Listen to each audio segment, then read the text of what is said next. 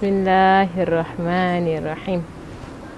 Alhamdulillahi Rabbil Alamin. Wassalatu wassalamu ala Sayyidina Muhammadin wa ala alihi wa sahbihi wa barik wa salim.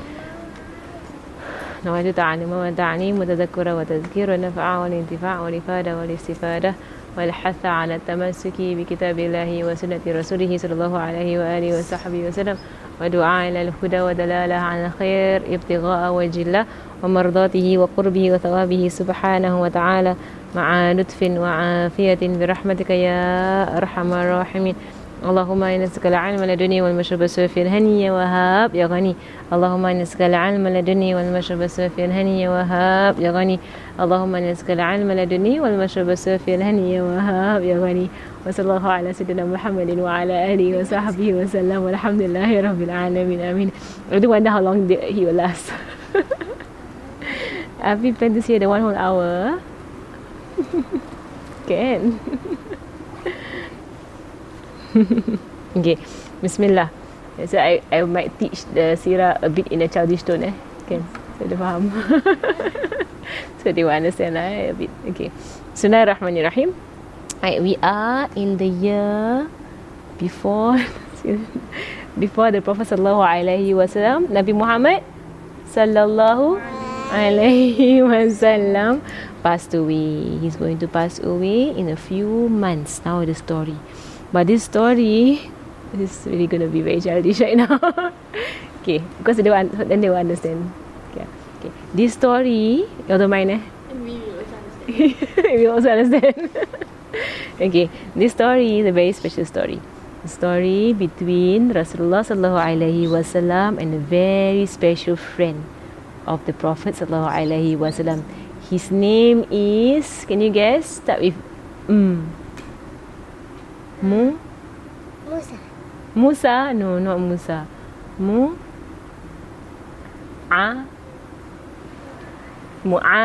Naam, Sayyidina Muaz bin Jabal. Sayyidina Muaz bin Jabal. Oh, nak dengar cerita. Sorry, habis. Okay, the tune has changed to now adult tune. Can teach the entire sirah like that, right? Can? Is it easier to understand? Sayyidina? At least hafal, kan?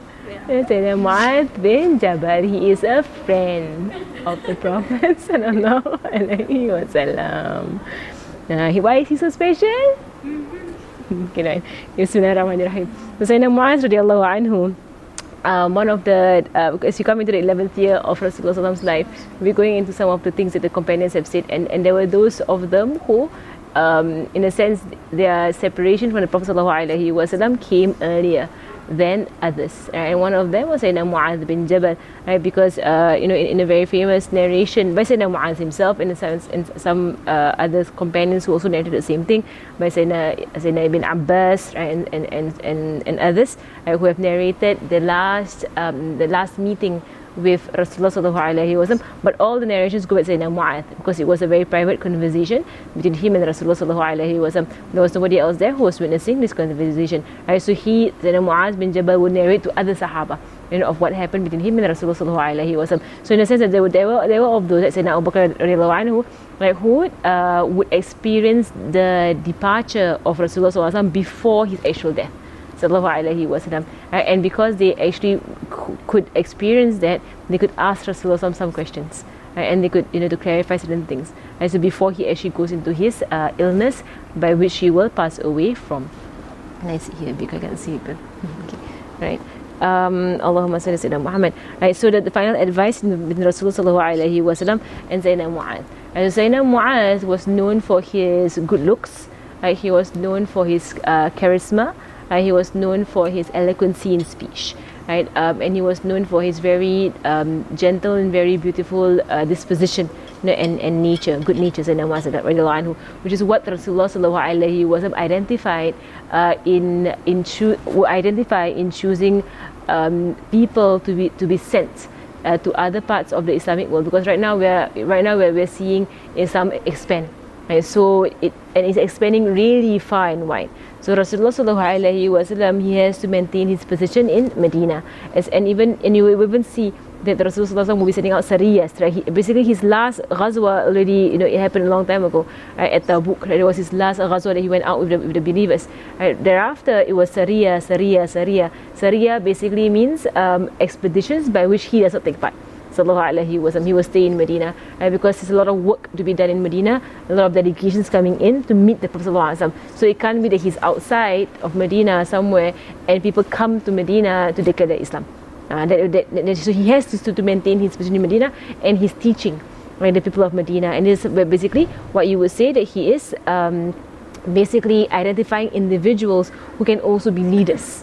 Right, so in the way they carry themselves, right, in the way they speak to people, in the way they influence others, in the way they understand Islam as well. Right, so there were a lot of criteria, right, for this Sahaba to be chosen, right, and then sent. Right, and as much as Sayyidina Mu'adh bin Jabal loved the Prophet sallallahu alaihi wasallam, right, duty is duty. Right, he had a duty to fulfill. Right, he had a wajib, wajibat to fulfill, right, in spreading Islam. So as much as he wanted to stay in Medina, especially when you come to this narration, and mashallah, when Habib he went through the narration, right, you can even feel how heartbreaking it was for Sayyidina Mu'az to be told what he was told. Right, at the point of leaving Medina, right, and at this point, who wants to leave? Right, they want to stay in Medina, right? But duty is duty. He has the whole point is not this dunya. It's not the whole point is not to stay by the side of Rasulullah the entire time. If he has picked someone and said go, right, go forth and spread Islam, go forth and lead the people, and he will go to places whereby he will be called the Rasul of the Rasul, sallallahu alaihi wasallam, Rasulillah.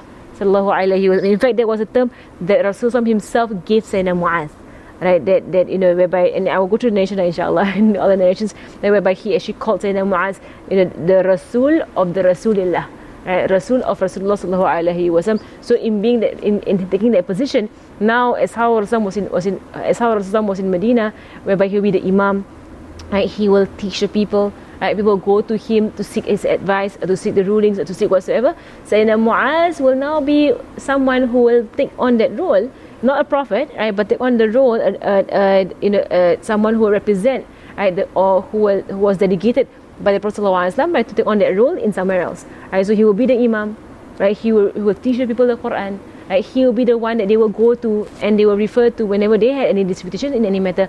Right, as another narration in the Riyadh Salihin, right, whereby there was one of the companions, one of the tabi'in, who came into a masjid at Dimashq, right, at Syria, and saw Sayyidina Mu'adh bin Jabal there, and of his description, was that the people, whenever they would disagree on the matter, they would go to Sayyidina Mu'adh, and whatever he says to, right, so they take a position, right, that that Rasulullah took. Of course, lesser, because Rasulullah is the Prophet sallallahu alaihi wasallam, right? But a position in a sense whereby they took on the job, right, of answering questions. They took on the job of, which is why later on he will ask Sayyidina Mu'az, how will you answer them?